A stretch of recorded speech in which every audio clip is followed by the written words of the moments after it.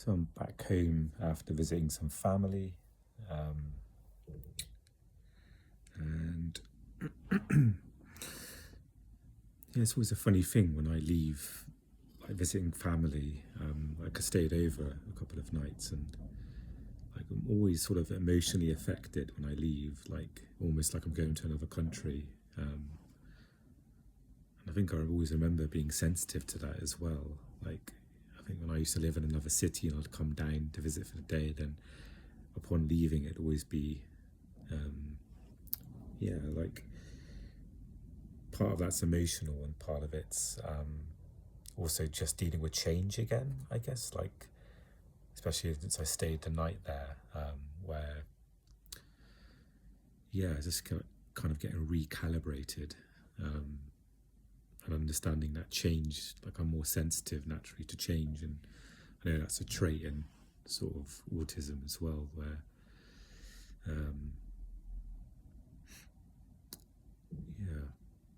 I had a bit of a difficult moment just like when I was there. I don't know if it's worth going into detail, but it's more just when a parent sort of has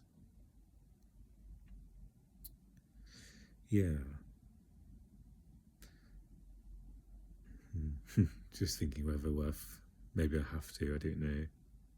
I try and summarize it, so because it's not the most interesting of things, and maybe I don't want to sort of go into it play by play, but like my mum we share a driveway, and with the neighbours, and there's almost like an invisible sort of, there's no like dividing line to say this is our part of the driveway, that's theirs, but there's an issue of like, you know, or an impression about them moving their cars closer to us, closer to our side. And then so when I parked there, apparently I didn't park like in the center enough. I parked too close to the wall on our side, because I think what my mum wants to do is not let them sort of dominate the driveway, and apparently I didn't park in the center enough, and it was like there was a big reaction to it, and it was just really, really stressful to absorb, because it's kind of almost their stuff, it's not my stuff. And I was trying to be understanding, because I think it's, everyone has their own reactions, and we have our own makeup as well, and how we respond to things, and I do it in a very different way as well, or because I'm in like survival mode quite often, or I'm in the mode where I have very little sort of energy, and I'm always, and obviously, look at the sort of the autism, long COVID, brain fog, and everything's very sensitive, and I have to kind of really manage or be connected with myself, and things can kind of tip me off balance or get over sensory, and so it's a really,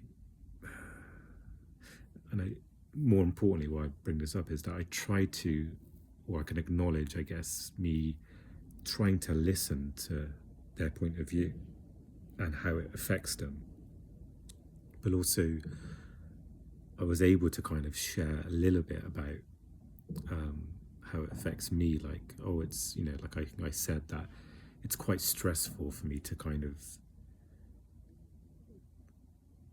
try and have sort of conditions of how the car is parked, and I struggle with sort of spatial awareness, and it kind of adds stress to me to sort of knowing that, if I park too close this way or too close that way, and there's something about like when feelings are shared and they're not validated, or they're not sort of seen as separate. I find quite often, maybe this is typical for like parent-child stuff, but like if I say I'm stressed, it stresses me out, they'll say, oh yeah, I understand, it stresses me too, but it's not sort of the same stress. Not that I'm saying it's more stress for me, but it feels like it's quite invalidating when it's sort of not acknowledge how much it affects me, and yeah, and it was just so tough to. I noticed as well. It's so hard to not be not combative, but to kind of get sucked into the intensity. Like like their tone of voice would be sharper, and it will be. But you can see there's emotion there because of how much that situation affects them, and yeah, that was a lot as well, like sensory wise. Um, and I think I'm trying to acknowledge it is because I'm really trying not to belittle certain things, and like decades of sort of masking, um, like dealing with situations like that where I've just masked or not felt what my body was feeling at the time. I've tried to just suppress it or ignore it, and I'm sure that's not healthy as well. So it's also a balance, because I find like whatever reactions I have, it's kind of there's a fine balance of also not ignoring it, but also not overreacting and like creating a story where you're kind of going over it over and over again, but maybe having almost like a bit of a balanced view and an insight and a learning. And yeah, I find in that situation there, when it just got quite intense suddenly, yeah, I noticed I felt very sort of emotionally unsafe, and that's probably been the case for a while for me. And a lot of that's from my own makeup and my health. I feel like that's really not understood, and I've done well to also accept that.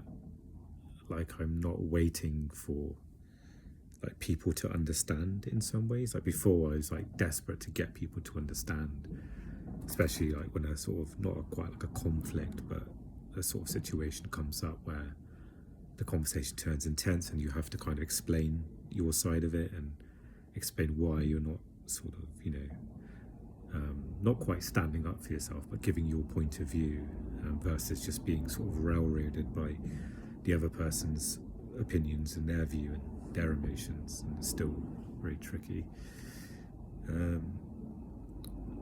Yeah.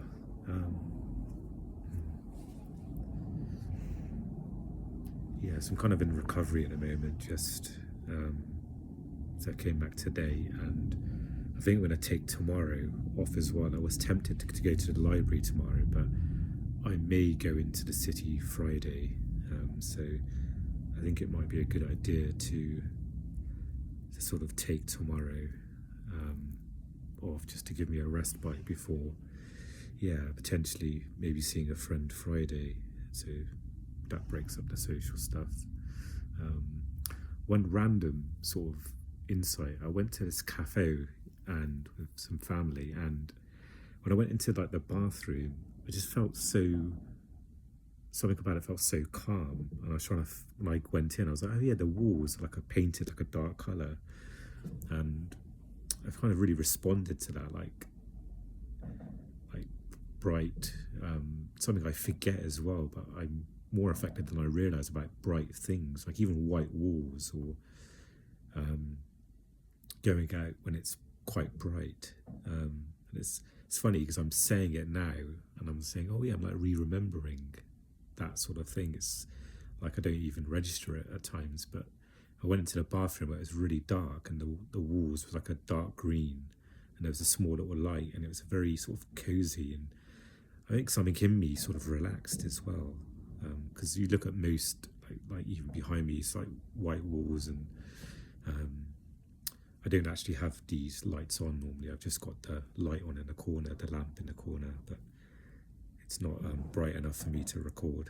Otherwise it'll be like a silhouette of a person vlogging. But yeah, so I found that was quite useful to take note of that, like say in the future, like if I have maybe a bedroom, like a living space, I don't know if dark coloured walls would be okay with that, but definitely the bedroom, like I'll definitely choose like a dark sort of colour, like a dark green or dark blue or something, and that would be quite interesting to just and when the lamp's on, it still doesn't feel, it feels like the light's not sharp, it kind of gets absorbed by the colours.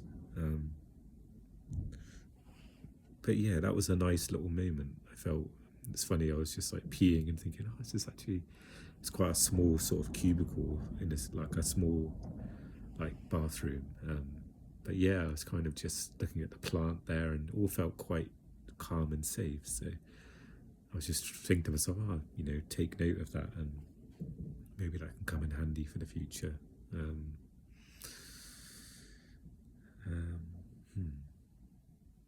Yeah, anything else? I was actually just thinking about my phone, because I'm aware this phone is quite, I got this in 2020. It's like a iPhone SE. It's like the first kind of SE that came out in 2020, and I noticed the phone being slow, and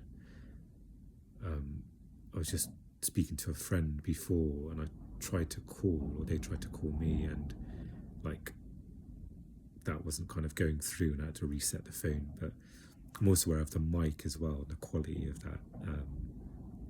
And not, it's a weird thing actually, because I'm not sure how much, I don't want to kind of buy something new just for creating videos, and I'm not sure how long I'll be doing this. I'm not sure if it's just a phase, like in a few weeks, 6 months will go by and I haven't recorded anything. But yeah, part of me was just sort of thinking about whether to kind of get a little bit of an upgrade, depending if I can afford that. But yeah, I do actually have a separate sort of Bluetooth mic that I can plug into my phone, but I don't know if it's just maybe a lot more accessible just to pick up the phone and record, and not even have it in landscape as well. Like part of me is thinking, oh, should I hold it up in landscape? But it's just so much easier to hold in this mode. And so yeah, I think my mind's just a bit scattered thinking about how this is. It's funny because I record this, I'm not about sort of a sense of creating entertainment or to create a certain thing. It's just me recording, and then just, yeah, it's kind of a complete experiment really.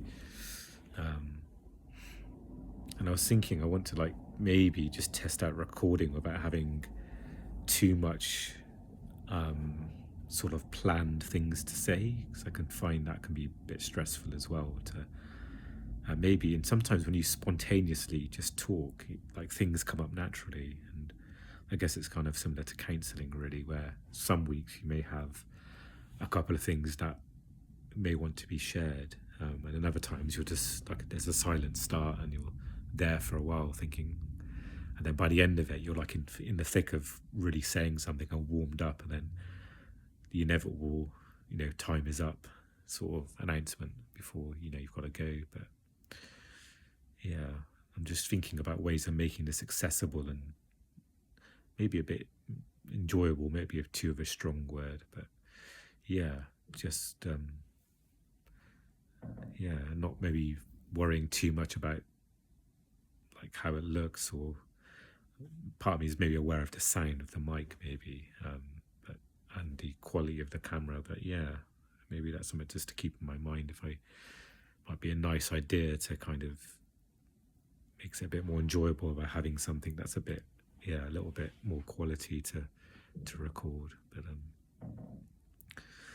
yeah, maybe I'll keep in mind also to record an episode on the podcast, on my other channel. So I might potentially like get that up and running again, because it's been probably the similar amount of time, like 6 months since I recorded like a spiritual. I got like a spiritual podcast. It's been probably about 6 months since I last did that. But